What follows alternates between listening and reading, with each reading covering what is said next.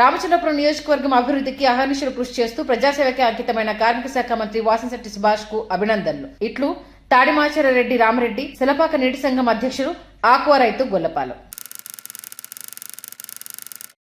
భీమేశ్వర ఆలయంలో మంత్రి వేడు హయాంలో చాలా అవినీతి జరిగిందని చెప్పేసి మీరు వచ్చిన వెంటనే ఒక స్టేట్మెంట్ ఇచ్చారు. ఈవెన్ కూడా సస్పెండ్ చేయడం జరిగింది.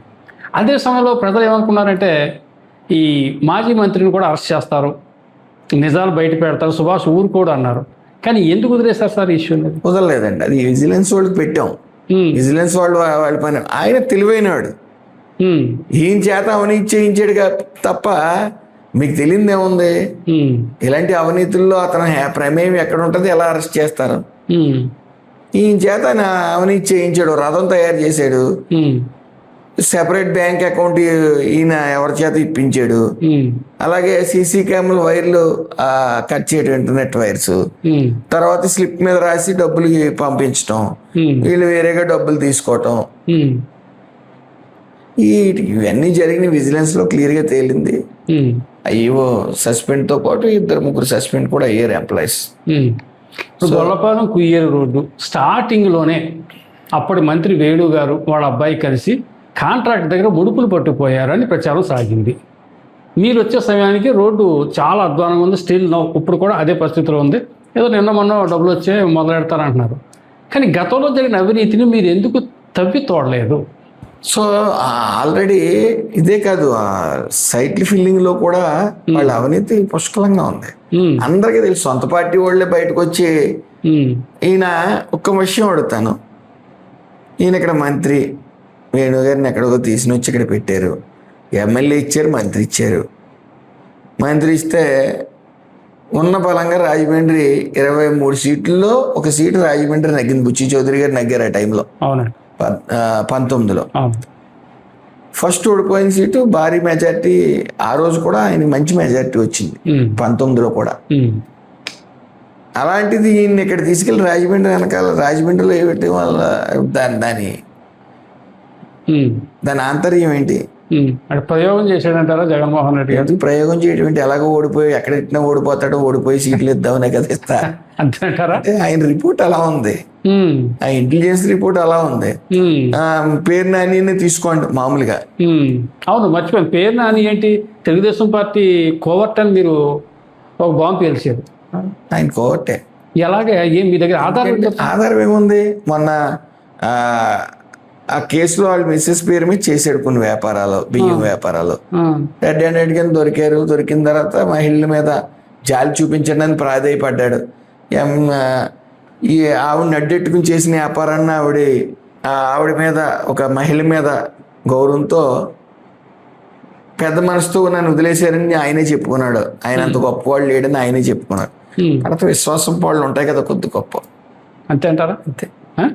లేకపోతే అతను రాజకీయాలు దూరంగా ఉంటాయి. అలా కదా మంత్రి గారు, తెల్లారితే అతను వైసీపీ ఆఫీసులో, సెంట్రల్ ఆఫీస్ ఆ తాడేపల్లిలో కూర్చుని ఉంటాడు. మొన్న డిఎస్సి దగా డిఎస్సి అనో ఇంకోటనో రకరకాల ప్రెస్ మీట్లు ఇస్తూనే ఉంటాడు. అసలు వైసీపీలో ప్రెస్ మీట్లు మనకి ఏకైక నాయకుడు ఎవరంటే పేరు నాని గారే. ఇతను టీడీపీ కోవర్ట్ అంటే జగన్ ఎలా సహిస్తాడో, దాన్ని జనం ఎలా నమ్ముతారు మీరు అన్నమాట?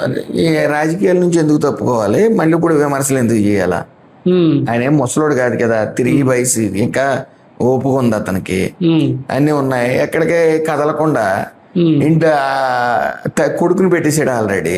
ఇంకోటి అతనికి ఏంటంటే బిజినెస్ చేసుకోవాలి, సంపాదించిన ఆస్తులు ఉన్నాయి అందులో.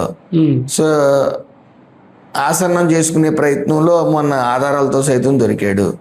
దొరికిన తర్వాత చంద్రబాబు నాయుడు గారిని మెచ్చుకున్నాడు ఆయన. తర్వాత ఏంటంటే 2 పడవల మీద కాళ్ళు, అటు తిడతా ఉంటాడు, ఇటు మెచ్చుకుంటా ఉంటాడు. అందుకే అంటే మెంటల్గా అప్సెట్ కూడా కొత్త. ఎవరు? పేరు నాని గారు. లేకపోతే పిచ్చివాగుడు ఏంటంటారు, ఏం మాట్లాడతాడో అర్థం పర్థం ఉండదు. మంచో చెడో వార్తల్లో ఉండాలనుకుంటాడు, ఒక్క మురుగునట్టు మురుగుతాడు. అసలు వీళ్ళందరూ ఈ గొప్ప గొప్ప గొప్ప నాయకులు అందరూ జగన్ చుట్టూ ఉన్నారు. అంబటి రాంబాబు, ఈ పేరు నాని, కొడాల నాని, జోగి రమేష్, వీళ్ళు ఎంతసేపు చంద్రబాబు నాయుడు గారిని వ్యక్తిగతంగా తిట్టడం, లోకేష్ గారిని వ్యక్తిగతంగా తిట్టడం, పవన్ కళ్యాణ్ గారిని వ్యక్తిగతంగా తిట్టడం. జగన్కి అటువంటి ఇష్టం. అసెంబ్లీలో కూడా మీరు చూసుంటారు. అసెంబ్లీలో బూతులు తిడుతుంటే జగన్మోహన్ రెడ్డి గారు ముసి నవ్వులు నవ్వుకుంటా ఎన్నిసార్లు చూడలేదు మనం. అదే చంద్రబాబు నాయుడు గారు ఆ ప్లేస్లో ఉంటూ ఊరుకుంటారా బూతులు తిడితే?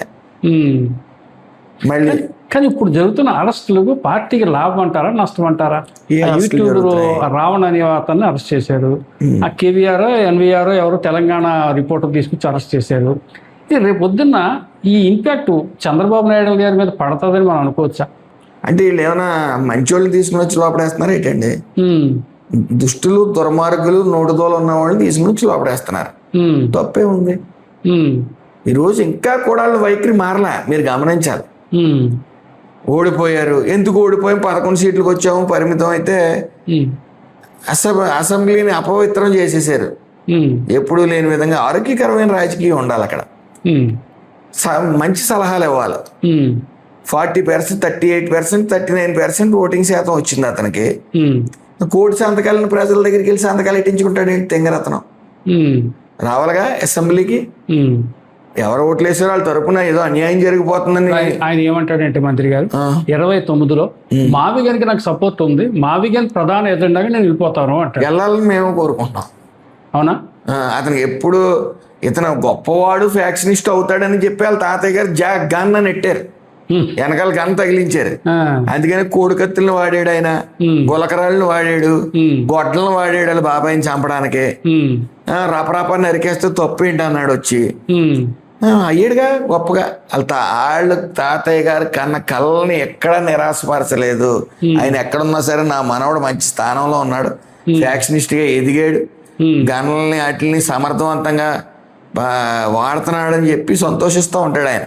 ఈరోజు మావి గన్నని మళ్ళీ అదే ప్రేమతో మావి గన్నని పెట్టుకున్నాడు.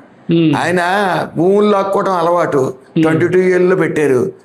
మేము ఎప్పుడన్నా ఎవరన్నా ఏమని అడిగితే అవి మావి లేకపోతే జగన్నవి అని చెప్పేవారు. మావి జగన్ జాలేపారు, మావి గన్నని పెట్టుకున్నాడు అంతే. నెక్స్ట్ కూడా ల్యాండ్ టైటిలింగ్ యాక్ట్ కూడా పెట్టాడు కదా భవిష్యత్తులో లాక్కుందామని.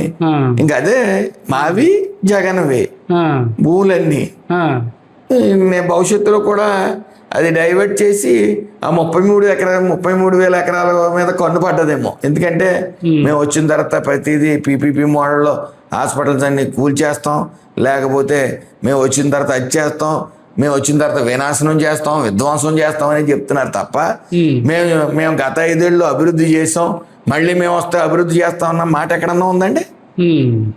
ఎంతసేపు ఏదో వినాశనం చేయటం, పెట్టుబడులు రానివ్వం, వస్తున్నాయి. ఇప్పుడు ఇవన్నీ ఎందుకు అనుకుంటున్నారు? ఈ మావి గన్లో ఈ కులాల మధ్య చిచ్చులు పెట్టాలో ఇవన్నీ ఎందుకంటే కేవలం ఆంధ్రప్రదేశ్లో కుల రాజకీయాలు జరుగుతున్నాయి, కొట్టుకు చేస్తున్నారు, పెట్టుబడులకు అనువైన చోటు కాదని చూపిందామని ఇవన్నీ. లోకేష్ గారు ఏమన్నారు? పెట్టుబడులు మీ వల్ల అవుతే